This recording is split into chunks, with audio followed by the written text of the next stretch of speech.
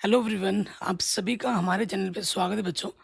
तो कई दिनों से मुझे बच्चे कमेंट कर रहे हैं, सर हमें ना बोर्ड एग्ज़ाम देना है, 2026 का बोर्ड एग्ज़ाम देना है, हम क्लास 10th में। तो हमें ये समझ में नहीं आ रहा है कि हम कौन-सी किताब पढ़ें कि जिससे पढ़ के हमारे 100 में से 100 नंबर आ जाएँ। ये तो पहली बात है। और उसके बाद एक कमेंट मुझे और आ रहा है, बच्चे जिज्ञासु हैं कि भाई भैया हमारे पास एनसीईआरटी है, भैया क्या हम सिर्फ़ एनसीईआरटी पढ़ के विज्ञान में और गणित में 100 में से 100 नंबर ला सकते हैं क्या? तो आइए बच्चों इसी बात पर हम इस वीडियो को हम बना रहे हैं आप लोगों के लिए। तो इस वीडियो को पूरा देखिएगा, तभी आप समझ पाओगे। बाकी हम चाहे बात हो गणित की, चाहे बात हो विज्ञान की, मैंने हर एक चीज़ पढ़ा रखी है, सब चीज़ करा रखा है। आप प्लेलिस्ट चेक कर सकते हैं, डिस्क्रिप्शन चेक कर सकते हैं। वीडियो को लाइक करके शेयर करना, आप लोगों के लिए खजाना ज़रूर छोड़ूँगा मैं फिर, ठीक है? तो सबसे पहले देखो बच्चों, अगर आप मुझसे कहें तो एनसीईआरटी पढ़कर विज्ञान को भी और गणित को भी सिर्फ एनसीईआरटी पढ़ के भी आप 100 नंबर पा सकते हैं। जी हाँ, 100 नंबर पा सकते हैं और नहीं भी पा सकते हैं, ये भी है, ठीक है? अगर अगर मैं बताऊँ, अगर आपने एनसीईआरटी को, जैसे मैं गणित की बात कर रहा हूँ, अभी मैं विज्ञान की बात की भी करूँगा। अगर आपने गणित की ये जो किताब है, एनसीईआरटी जो किताब है, आपको बस कैसे पढ़ना है, जब भी आप पढ़ रहे हो किसी भी विषय को, किसी भी चैप्टर को आप पढ़ रहे हो, ठीक है? तो उसके लिए आप सबको सबसे पहले क्या करना है, जब आप चैप्टर खोलोगे, तो सभी कॉन्सेप्ट को समझना है। आराम से पहले कॉन्सेप्ट को अच्छे से समझना है। ये नहीं कि सिर्फ़ क्वेश्चन रटने में चले गए, नहीं, कॉन्सेप्ट को पहले जानिए। कोई भी प्रश्नावली के प्रश्न आप कर रहे हैं, उससे पहले उसके परिचय जो होते हैं, जो मैं सारा कुछ करवाता हूँ वीडियो में, उसको ज़रूर देखना है। ठीक है? उसके बाद एनसीईआरटी के जितने भी उदाहरण हैं और जो प्रश्नावली है, इनको अच्छे से पढ़ना है और इन्हीं प्रश्नों को आपको बार-बार रिवाइज़ करना है। कम से कम इसी एनसीईआरटी किताब को आपको एक बार पढ़ने के बाद 4 बार पूरा-पूरा रिवाइज़ और करना है, 4 बार कम से कम। रिवीजन आप जितना करोगे, आप अपना बेस उतना मजबूत करोगे। हो सकता है पहली बार आप रिवाइज़ करो तो आपको 1 महीना लगे, दूसरी बार रिवाइज़ करोगे आपको 20 दिन लगेगा, तीसरी बार करोगे 15 दिन लगेंगे, चौथी बार करोगे 10 दिन लगेगा, पाँचवीं बार में 3-4 दिन में रिवाइज़ हो जाएगा पूरी किताब। तो ये जितनी बार आप रिवाइज़ करोगे, आप अपना बेस मजबूत करते रहोगे। गणित की अगर मैं बात करूँ, तो गणित थोड़ा आपसे समय माँगता है, लेकिन अगर आप सिर्फ़ और सिर्फ़ एनसीईआरटी पढ़ते हो, चाहे आप यूपी बोर्ड में हो, चाहे एमपी बोर्ड में हो, चाहे आप बिहार बोर्ड में हो, राजस्थान बोर्ड में हो, किसी भी हिंदी मीडियम बोर्ड में क्यों ना हो आप, सिर्फ़ एनसीईआरटी पढ़ के भी आप 100 नंबर ला सकते हो। लेकिन ऑन एवरेज अगर सिर्फ़ एनसीईआरटी पढ़ रहे हो और कुछ भी नहीं पढ़ रहे हो, तो 80 प्लस, 85 प्लस आराम से आ जाते हैं, आराम से आ जाते हैं। लेकिन अगर आपको 100 नंबर लाना है, तो उसके लिए आपको सिर्फ़, क्योंकि हम प्रैक्टिस करने के लिए थोड़ा प्रैक्टिस करना पड़ेगा ना, थोड़ा 100 नंबर लाने के लिए थोड़ा एक्स्ट्रा एफर्ट तो लगाना पड़ता है। तो उसके लिए आप क्या है ना, क्वेश्चन बैंक कर सकते हो। क्वेश्चन बैंक आपको विद्या की मिल जाएगी, मास्टरमाइंड की ऐसी क्वेश्चन बैंक मिल जाएगी। तो इन क्वेश्चन बैंक को आप लोगों को ज़रूर लगाना चाहिए। और चाहे एनसीईआरटी की बात हो, चाहे क्वेश्चन बैंक की बात हो, इनका जो वीडियो सॉल्यूशन है वो हम फ्री में कराते हैं, फ्री ऑफ कॉस्ट हमारे चैनल पे अपलोड होता है। तो ये तो बात हो गई। देखो, एनसीईआरटी और क्वेश्चन बैंक, ये चीज़ आप कैसे पढ़ोगे वो भी बता दूँ। जैसे ही आप मैथ का कोई चैप्टर खत्म करते हो, तो आप क्या करो, क्वेश्चन बैंक का क्वेश्चन स्टार्ट कर दो। उससे क्या होता है, कौन-सा क्वेश्चन कितनी बार आ रखा है, ऑब्जेक्टिव में कौन-सा क्वेश्चन इम्पोर्टेंट है, 1 नंबर में, 2 नंबर में, 4 नंबर, 5 नंबर में, 6 नंबर में, तो आपको पता लग जाएगा भैया कौन-सा क्वेश्चन कितना इम्पोर्टेंट है, कितनी बार आ रहा है बोर्ड एग्ज़ाम में। तो उस क्वेश्चन को आप उतनी वरीयता दोगे, इम्पोर्टेंस दोगे और आप उस चीज़ की प्रैक्टिस करोगे। साथ ही साथ और एक चीज़ हमें करनी होती है, बोलते हैं ना विगत वर्षों के प्रश्न पत्र। अगर आप क्वेश्चन बैंक करते हो, जैसे क्वेश्चन बैंक आप करते हो ना, तो उस क्वेश्चन बैंक में क्वेश्चन कौन-सा कितनी बार आ रखा है ना, वो लिखा होता है। तो आपका जो विगत वर्षों के प्रश्न पत्र नहीं भी करते हो, क्वेश्चन बैंक करते हो तो भी चलेगा।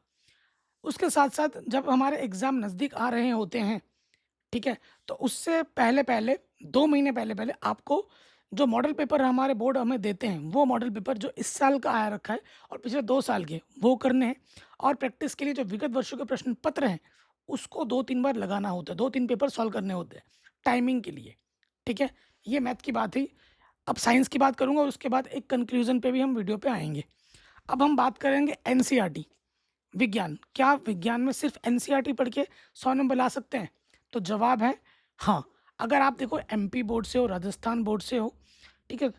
यूपी बोर्ड से हो, तो देखो यूपी बोर्ड का तो थोड़ा-सा एक्स्ट्रा एफर्ट लगाना पड़ेगा, बाकी अगर बोर्ड से हो तो सिर्फ़ एनसीईआरटी पढ़ के 100 नंबर आ जाएँगे और सिर्फ़ एनसीईआरटी पढ़ के 100 नंबर गणित में भी आ जाएँगे, अगर आप एमपी बोर्ड में हो, आप राजस्थान बोर्ड में हो, उत्तराखंड बोर्ड में हो तो।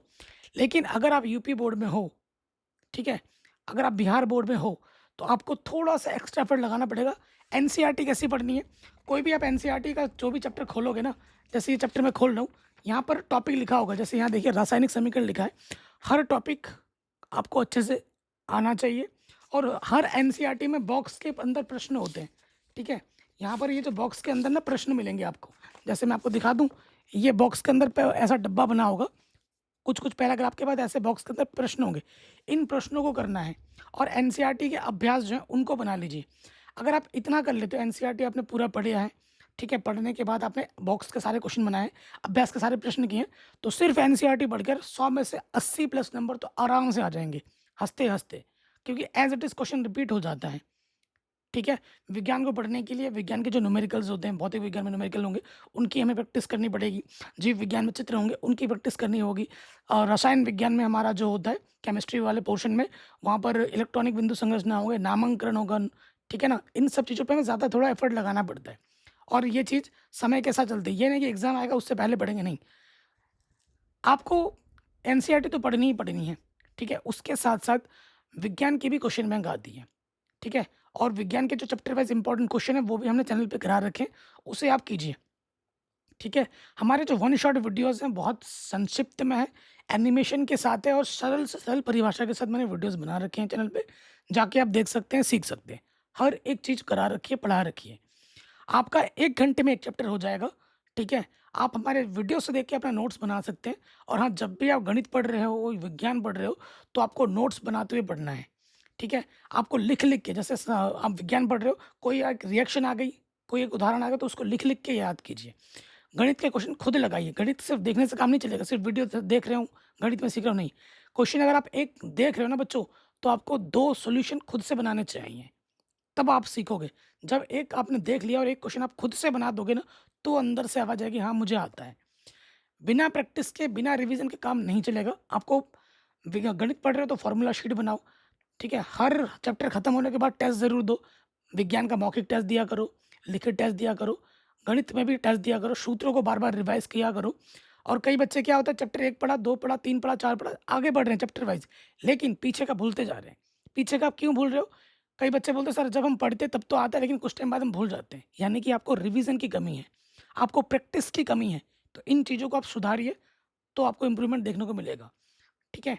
तो बोर्ड एग्ज़ाम में सिर्फ़ एनसीईआरटी अगर आप ढंग से पढ़ते हो, अच्छे से रिवाइज़ करते हो, बार-बार चीज़ों को पढ़ रहे हो, हर एक लाइन आपने अच्छे से पढ़ा है विज्ञान का, गणित का हर एक क्वेश्चन आपने किया है, कॉन्सेप्ट आपके सारे क्लियर हैं, तो बच्चों सिर्फ़ एनसीईआरटी पढ़ के भी आप 100 नंबर ला सकते हैं, विज्ञान में भी और गणित में भी। लेकिन थोड़ा-सा एफर्ट और लगाइएगा, क्वेश्चन बैंक भी करना है हमें और विगत वर्षों के प्रश्न पत्र क्वेश्चन बैंक के अंदर ही सम्मिलित होते हैं। और हमें क्या करना है प्यारे बच्चों? हमें करना है मॉडल पेपर, जो ऑफ़िशियल मॉडल पेपर हमारा मिलता है, जिस भी बोर्ड से आप हो, उसको ज़रूर कीजिए और हमारे वीडियोज़ को रेगुलर देखिए। इतनी बात अपने दिमाग में रख लीजिए, practice, practice, practice, revision, revision, revision. जितना ज़्यादा करोगे उतना ज़्यादा सीखोगे, ठीक है? किसी भी चीज़ के और भी डाउट हो तो प्लीज़ कमेंट करें, मैं आपका रिप्लाई ज़रूर करूँगा। और भी किसी प्रकार की वीडियो चाहते हो तो मेरे को ज़रूर बता देना, मैं वो वीडियो मैं आपके लिए बना दूँगा। बाकी इस वीडियो को हर जगह शेयर करें। आप बोर्ड एग्ज़ाम में कितना परसेंटेज लाना चाहते हैं, आपका टारगेट क्या है, मुझे कमेंट करके ज़रूर बताएँ और इस वीडियो को आप कहाँ से देख रहे हैं मुझे ये भी ज़रूर बताएँ। जय हिंद।